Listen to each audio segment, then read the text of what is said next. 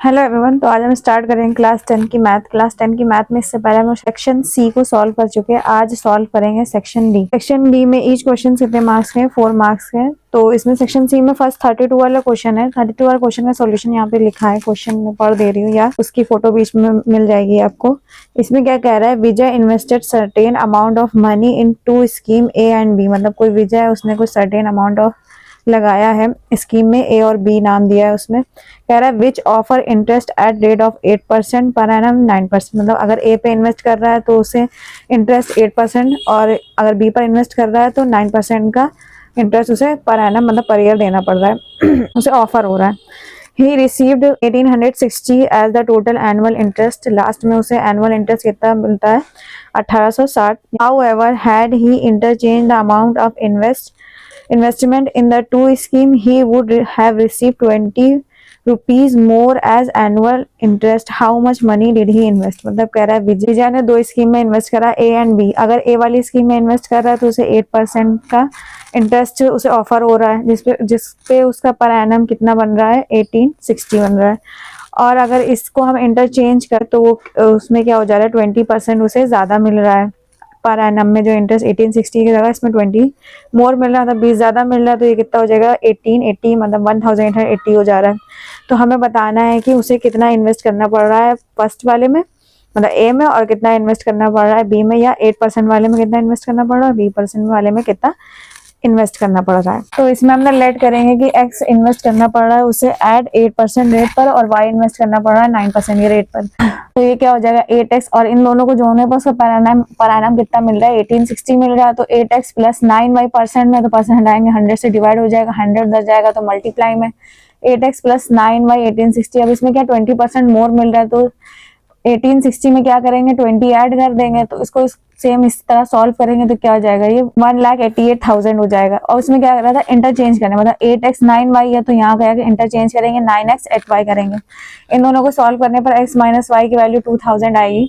फिर x की value यहाँ पे 2000 प्लस y निकालने पर x की वैल्यू किसी भी इन दोनों में से किसी भी एक इक्वेशन में रखने पर क्या आ जाएगा? y की वैल्यू 10,000 आएगी और x की वैल्यू क्या आ जाएगी? 12,000 आ जाएगी। उसके बाद 33 वाले क्वेश्चन में कह रहा था diagonal of the BD of a parallelogram ABCD intersect line segment AE at a point F where E is any point on side BC।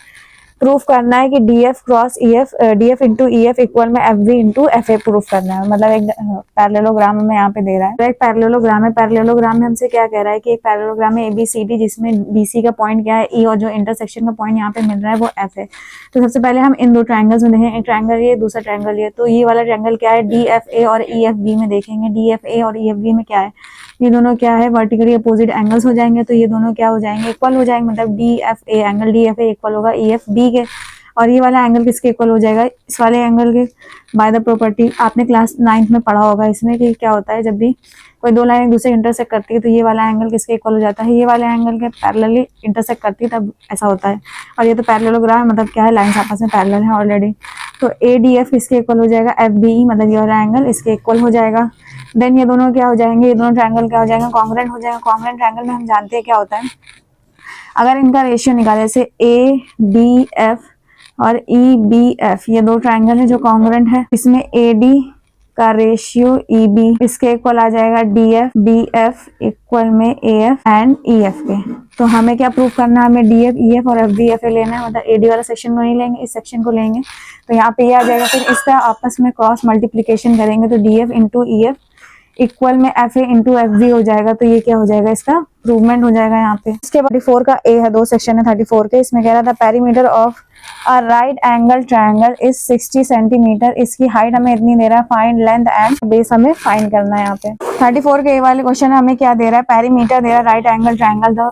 तो हम क्या लेट करेंगे? इसकी मान लेते हैं इसका hypotenuse x perpendicular y and जो इसकी बेस है वो कितना है? z है। ये किसके इक्वल है? मतलब पेरीमीटर क्या होता है? तीनों का सम होता है, मतलब x y एंड z इन तीनों का सम होगा पेरीमीटर।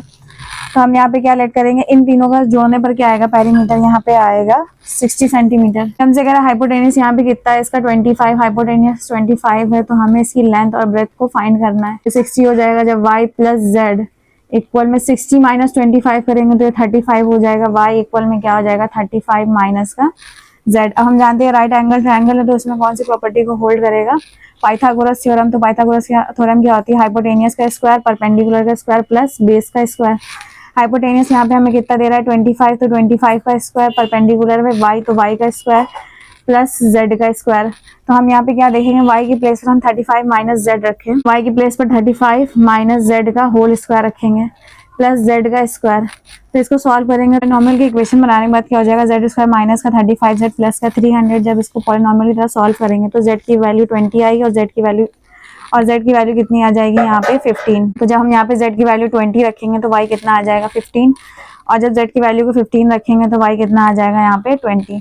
तो मतलब इसकी लेंथ कितनी हो गई 20, और मतलब इसकी लेंथ कितनी हो गई 15 और इसका बेस कितना हो गया 20। इसके बाद 35 वाला क्वेश्चन, 34 का बी क्वेश्चन है। इसमें क्या कह रहा है, एक ट्रेन है जो ट्रैवल कर रही है 480 kilometre, if the speed had been 8 kilometre hours less, मतलब कम करेंगे अगर उसकी 8 किलोमीटर आर speed, then it take 3 hours more to cover, मतलब वो 3 आवर्स क्या करेगी, ज्यादा लेगी डिस्टेंस को कवर करने में। Find the speed of train. तो स्पीड ऑफ ट्रेन हमें यहाँ पे फाइंड करनी है। तो सबसे पहले हम क्या लेट करेंगे, जो स्पीड ऑफ ट्रेन है वो क्या है x। अगर हम यहाँ पे लेस करेंगे 8 आवर्स तो x माइनस 8 हो जाएगी, रिड्यूस स्पीड हो जाएगी उसकी। फिर अकॉर्डिंग टू क्वेश्चन जब इक्वेशन बनाएंगे तो हम क्या जानते हैं, स्पीड इक्वल में क्या होता है, डिस्टेंस अपॉन में टाइम। यहाँ पे हमें टाइम 3 आवर्स दे रहा तो टाइम इक्वल क्या होगा, डिस्टेंस अपॉन में स्पीड। तो डिस्टेंस कितनी है 480 और रिड्यूस करने के बाद कितनी हो जाएगी x माइनस 8। और इससे पहले जब रिड्यूस नहीं करा था उससे पहले 480 और कितनी हो जाएगी x। जब इन दोनों डिफरेंस निकालेंगे तो कितना आ रहा था 3 आवर्स हमें दे रहा था। इसके बाद जब इसको सॉल्व करेंगे यहाँ पे एलसीएम लेके तो ये x square minus 8x minus 1280 equal में 0 आ जाएगा। फिर यहाँ पे जब इसको पॉलिनॉमियल को सॉल्व करेंगे तो आएगा एक्स स्क्वायर माइनस का 40x प्लस का 32x माइनस का 1280। इसको सॉल्व करने के बाद क्या आएगा, x माइनस का 40 एंड x माइनस का 30 x प्लस का 32। जब x माइनस 40 है इसको इक्वल ले जाएंगे 0 के तो x इक्वल में क्या आ जाएगा 40 आ जाएगा। तो ये क्या हो जाएगी, इसकी स्पीड हो जाएगी। x प्लस 32 क्यों नहीं लिया, यहाँ पे होगी x प्लस 32 इक्वल में कराएंगे 0 के तो x की वैल्यू कितनी आ जाएगी माइनस 32, जो कि क्या है अवेलेबल नहीं है। स्पीड क्या होगी, नेगेटिव तो होगी नहीं, हमें पॉजिटिव ही होगी, तो इसलिए क्या आ जाएगी यहाँ पे पॉजिटिव। तो x की वैल्यू कितनी आ गई 40 किलोमीटर पर आर, हमसे ये पूछ रहा था। अब यहाँ पे अगर रिड्यूस स्पीड निकाले तो 40 माइनस 8 करेंगे तो कितना आ जाएगा 32 किलोमीटर पर आर। ये क्या हो जाएगा इसका आंसर। इसके बाद क्या कह रहा है, हमें एक डेटा दे रहा है, यहाँ पे इस डेटा में हमें क्या फाइंड करना है, मोड फाइंड करना है, और ये जहाँ एफ दे रहा है इस फ्रीक्वेंसी की वैल्यू भी यहाँ पे फाइंड करनी है। 2 वाले क्वेश्चन को सॉल्व करेंगे तो इसमें हम सबसे पहले क्या निकालेंगे, सेंटर की डिजिट निकालेंगे, एक्स दिशा में क्या नेम देंगे xi। तो यहाँ 11 और 13 के बीच में 12, 13 और 15 के बीच में 14 और 15 और 17 के बीच में 16, एंड ऐसे ही करते पूरा 24 तक के सॉल्व करेंगे। इसमें फ्रीक्वेंसी क्या, जो फ्रीक्वेंसी नॉर्मल यहाँ पे दी है वही फ्रीक्वेंसी यहाँ पे नोट करिए, देन xi इंटू fi निकालेंगे, इन दोनों का मल्टीप्लाई करने पर निकालेंगे। मल्टीप्लाई करने के बाद जब इसका टोटल करेंगे तो यहाँ पे जब टोटल करेंगे तो ये प्लस f है, f की वैल्यू हमें यहाँ पे फाइंड करनी है। तो f की वैल्यू फाइंड करने पर सबसे पहले हम यहाँ पे क्या निकालेंगे, मीन निकालेंगे। मीन निकालने के लिए हम क्या करते हैं, xi इंटू fi अपॉन में क्या आ जाएगा fi आएगा। मीन यहाँ पे हमें क्वेश्चन में गिवन था जो कि 18 है, जो कितना हो जाएगा 752 प्लस 20f अपॉन में 44 प्लस f। जब इसे यहाँ पे सॉल्व करेंगे तो f की वैल्यू यहाँ पे 20 आ जाएगी। यहाँ पे f की वैल्यू कितनी आ गई है 20। तो हम क्या करते हैं, मोड निकालने के लिए क्या करते हैं, सबसे ज्यादा वाली फ्रीक्वेंसी देखते हैं, सबसे ज्यादा फ्रीक्वेंसी वाला इंटरवल लेते हैं। तो सबसे ज्यादा फ्रीक्वेंसी कौन सी है 20, और इसका इंटरवल कौन सा है 19, 21। तो ये क्या हो जाएगा मेरा मॉडल क्लास। तो मॉडल क्लास हमें 19 और 21 मिला। यहाँ पे मोड निकालने के लिए हम क्या करते हैं, L plus F1 minus F0 into H upon में 2F1 minus F0 minus F2। L क्या होता है, जो मॉडल क्लास है उसकी लोअर जो वैल्यू होती है उसे L बोलते हैं, और F1 क्या होता है, यहाँ पे जो फ्रीक्वेंसी हमें मिली वो F1 होती है, और F0 क्या होगा, यहाँ पे जस्ट उससे पहले वाली फ्रीक्वेंसी कितनी है 13, और जस्ट उसके बाद वाली फ्रीक्वेंसी यहाँ पे कितनी है, बाद वाली फ्रीक्वेंसी है 5 और 4। तो F0 क्या हो जाएगा, बाद वाली फ्रीक्वेंसी, F2 क्या हो जाएगा, बाद वाली फ्रीक्वेंसी जो कितनी है 5, और F0 कितना हो जाएगा उससे पहले वाली फ्रीक्वेंसी, मतलब मेन फ्रीक्वेंसी के पहले वाली फ्रीक्वेंसी कितनी है 13। इसको सॉल्व करने पर वैल्यू कितनी आएगी 19.95, मतलब मोड कितना आ जाएगा 19.95 अप्रॉक्स में वैल्यू आएगी। होप आपको टोटल क्वेश्चन समझ में आ गए होंगे जो सेक्शन डी के थे। अगर आपको इन क्वेश्चन में कोई डाउट है तो कमेंट सेक्शन में आप पूछ सकते हैं। If you like then please subscribe and thank you for watching.